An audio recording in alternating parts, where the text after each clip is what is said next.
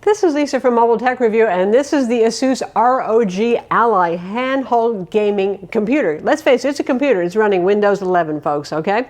And there's not a lot of these kinds of devices on the market. We all wish there were. There's the Steam Deck, and obviously there's the Nintendo Switch, which is a purpose-built console, so kind of different there.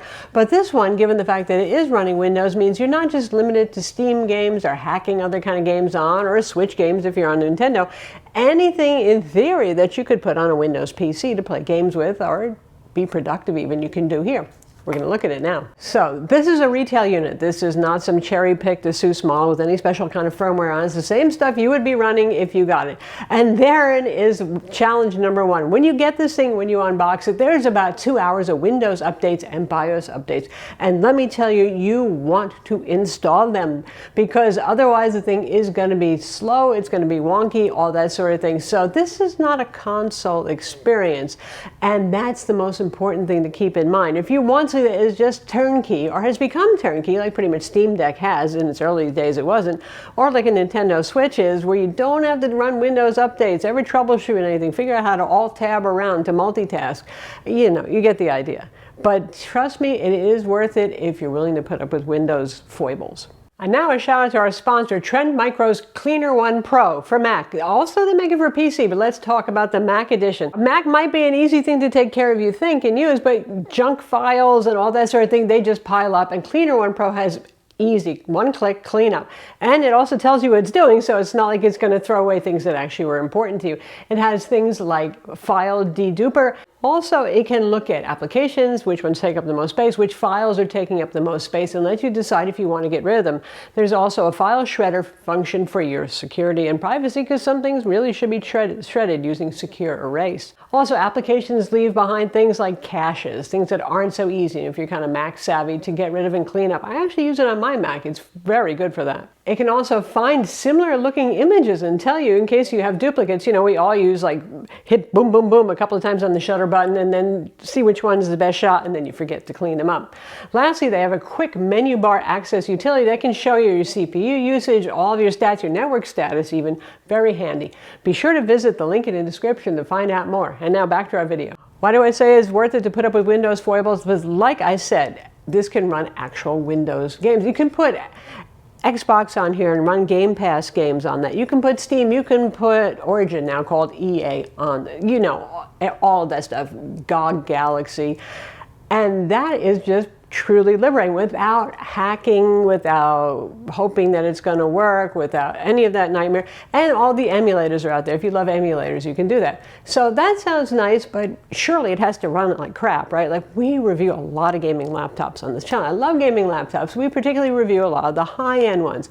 Obviously, you don't have that kind of power here, and I was not expecting much. I thought this was going to be just less trashy experience than most handhelds, you know. We have the more expensive one that's $699. It has AMD Ryzen Z1 Extreme. There's going to be a Z1, not Extreme, for $100 less. I suggest you go with the Extreme. So this thing can run from 9 to 30 watts. Considering that your average Ultrabook is running on a 15 to 25 watt processor, therein you get the idea you're getting more performance here. And in truth, benchmarking, yes, you can put all benchmarks like Geekbench on here and Cinebench and 3D Mark and all that stuff. It performs closer when it's plugged in turbo mode, the 30 watt mode, to a Intel 13th generation H series Core i7.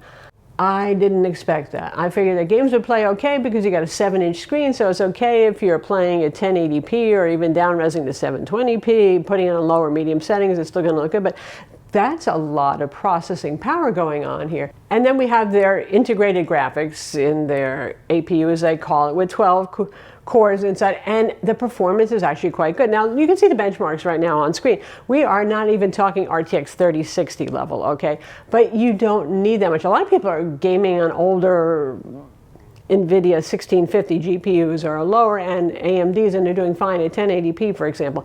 If you're playing at 1080p, which this 7-inch screen is, beating Steam Deck's resolution, then you can run at low to medium settings in AAA games and they still look really good. It's 120 hertz IPS display, 500 nits. So yes, you can actually hit 120 frames per second in some games. And I don't mean just like Dave the Diver, right? Where whatever, a lot of fun for that game, but that doesn't matter. But I was actually playing Resident Evil Village and I was getting over 100 frames per second, playing at 1080p resolution and mixed with low and medium settings, which looks super sharp on this little screen. And this is a nice screen, full sRGB, good response times, nice clarity. It's certainly a selling point above Steam Deck here if you're going to look at the screen. So in part, it's that kind of magic. Sure, if you took your laptop that you might think is a sad old Ultrabook and played it 1080p and low, it wouldn't look very good on a 14, 15, 16, 17-inch screen. But when you put it on a 7-inch, it's going to look good. So that's part of the cheating. But nonetheless, that kind of performance is better than I expected. And I tested a variety of games using Xbox Game Pass, playing Forza, playing Resident Evil Village, playing simpler games like Dave the Diver, and the story was always the same. It looked really good and the performance was really good. So who's this for? I mean, I think you know if you want one already. It's for those of you who are really into gaming and maybe have to travel quite a bit, and you've been taking a laptop along to do that, and this is a lighter, easier carry.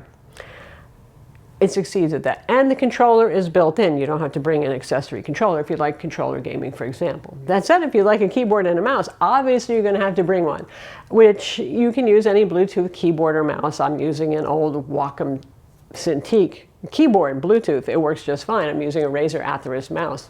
That's fine. You use whatever you want.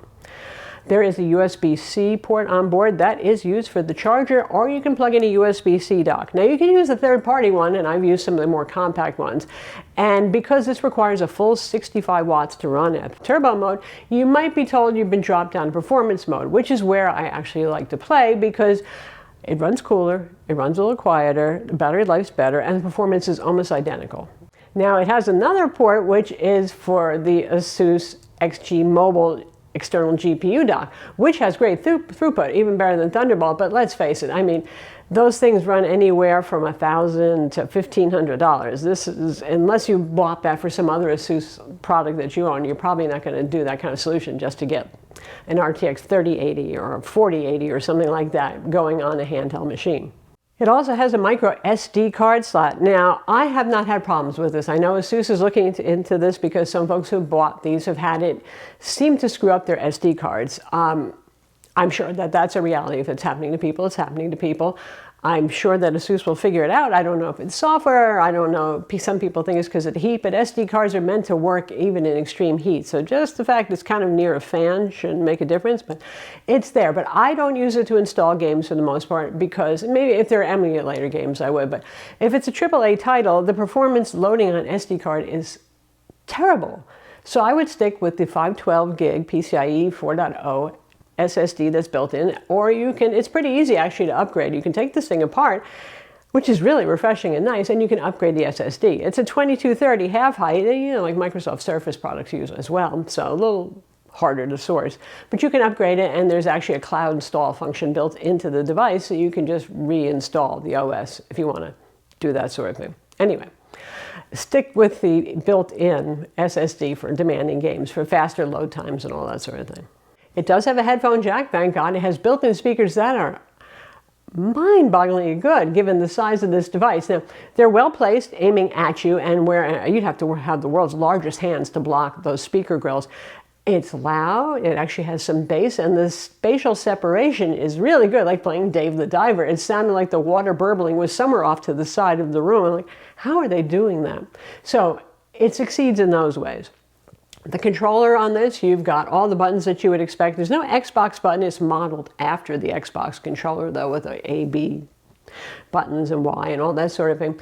And there's back triggers as well as the usual top trigger and RT, LT, you know, those sort of things. They're fine. I'm not a super fan of the joysticks. I like them to be a little bit harder to press, but you know, that's a matter of personal preference. You can use an external controller if you want to as well, wired or wireless.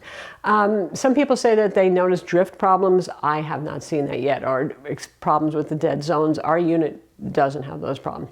They're adequate, it works fine. It's very ergonomic to hold. It doesn't feel too heavy in the hands, and you know, I'm not a huge person exactly either, so it works out well there.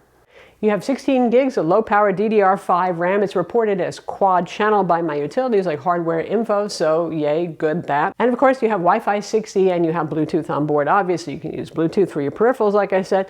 If you want to use a USB-C dock, just be mindful again that you might need one that delivers 100 watts of power delivery, because this one's going to be very picky about the juice it gets.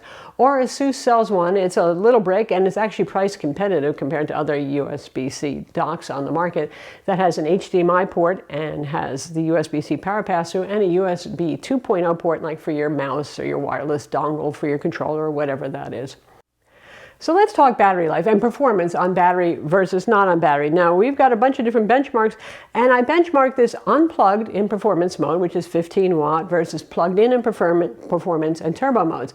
Now, for benchmarks, yes, turbo mode will be the fastest. In actual games, it sometimes means only 5 frames better going from performance to turbo, while plugged in, I would say just don't even bother with turbo unless you really need it for the game you're playing, right? It's astounding how good it is unplugged, that it actually runs as well as it does plugged in performance mode. The drawback is it has about the same battery life as a higher end gaming laptop, which is to say maybe 2 hours when playing unplugged. So for those of you who think, oh, I can take this for a 6-hour plane trip and never have to plug it in, that is not the case. It's not there yet for that sort of thing. You want this level of performance, this is the price you're going to pay. So this sounds like awesome, right? And in a way, it is. It's good times to be alive if you like to play games and you want to take them with you. The display is awesome on this. It can actually play today's games. I mean, fine. It's good. The heat and the noise are well managed. If you're running it in 30-watt turbo mode, you'll feel the heat. Even if you're running it in 25-watt mode, you'll feel some heat coming out the top vents where you don't touch. The fan noise, this thing can't get that loud. The fans are not that huge. What isn't so great is, again, its strongest point. It's just a straight Windows 11 desktop. I mean, you can see that right now. You can just use this as a stand-in for a PC, which some people might do instead of getting an Intel NUC little handheld PC or something like that. You can do all that, but trying to use this in a form factor of a Steam Deck or a Nintendo Switch without a keyboard and a mouse can be crazy making. The Windows updates, the BIOS updates, make sure you have the right AMD drivers installed and that you get those via updates to match whatever BIOS you have. Like I said, it took 2 hours to set this up out of the box. That is something that needs work. And I don't know a way around it. I mean, unless Microsoft someday actually does really make a touchscreen handheld mode kind of centric thing, which they have worked on in the past and never actually brought it to market. That's what this thing would need to not be something that's for you tech enthusiasts, for you folks who are really comfortable with Windows. But I suppose it is actually a device for those of you who have gaming PCs and who know how to take care of them, update them, do all that sort of stuff, right? There's that. I'm Lisa from Mobile Tech Review. Be sure to subscribe to our YouTube channel for more cool tech videos, and thumbs up if you like this vid.